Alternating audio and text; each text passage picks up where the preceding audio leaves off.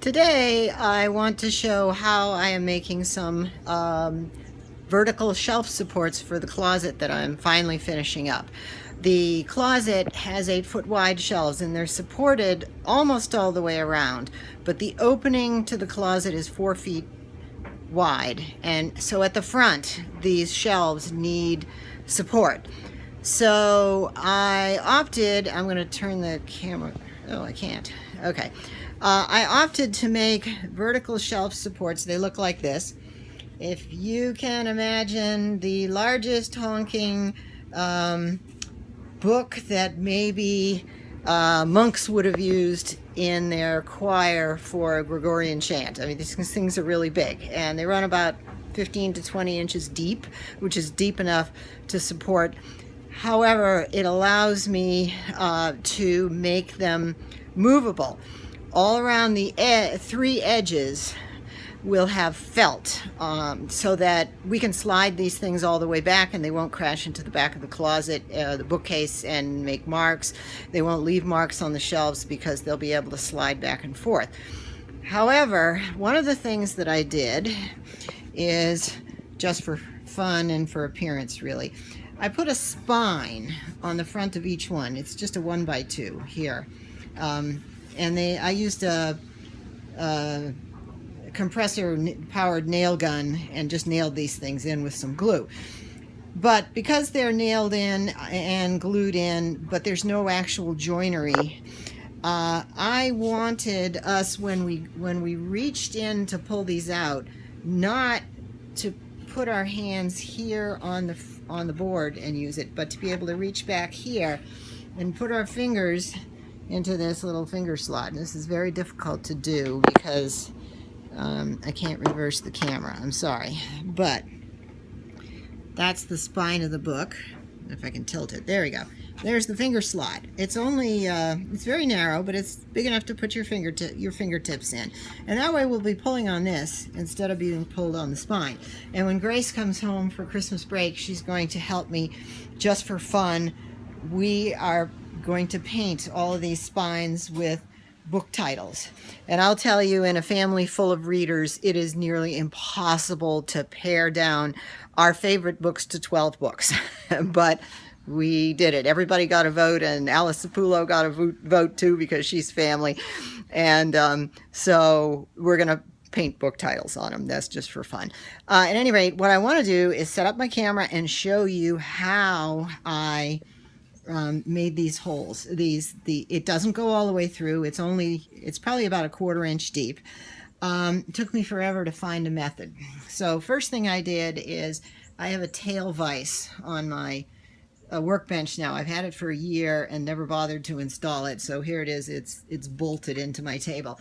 And I just took and put this on the vise, and then put a level up here and made sure that this was level. It helps me work more easily. Now I'll show you the marks on this one. It's got the router has, from the collet in the center to the edge, is 3 inches. So I have set up some lines so that this routing will be, this is the center, so this is 3 inches here. I clamp a piece of wood here. It makes a fence. And then I run the router, and I start at this line and tip the router into the wood, spinning, run it up until the other end reaches and stops. So here I've already got my lines made, and I am going to try and set up my stand for my iPhone. So hopefully you might be able to see what I'm doing. I'm going to give this a try anyway. This is going to have to be over here. My angle is apparently a problem. There we go. That's much better.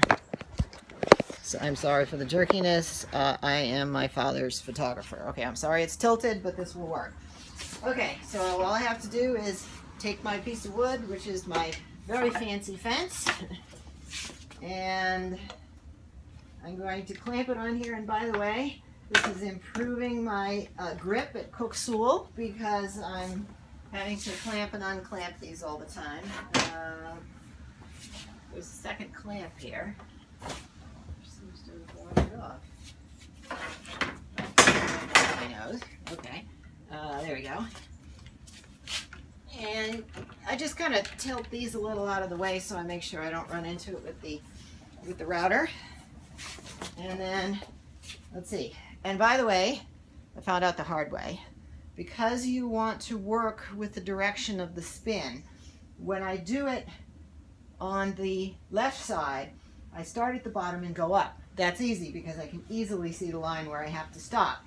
But on this side, because I'm now turned around backwards, it would be different if I could just go to the other side of the table and do this, but I don't have my table set up that way. So this one, I have to start at the top and go down. It actually does make a difference. So let's get this started.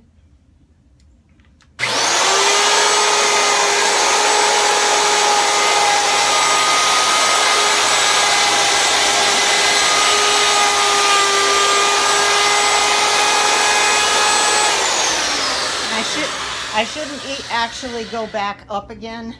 I did because it was a bit jerky and that makes it uneven.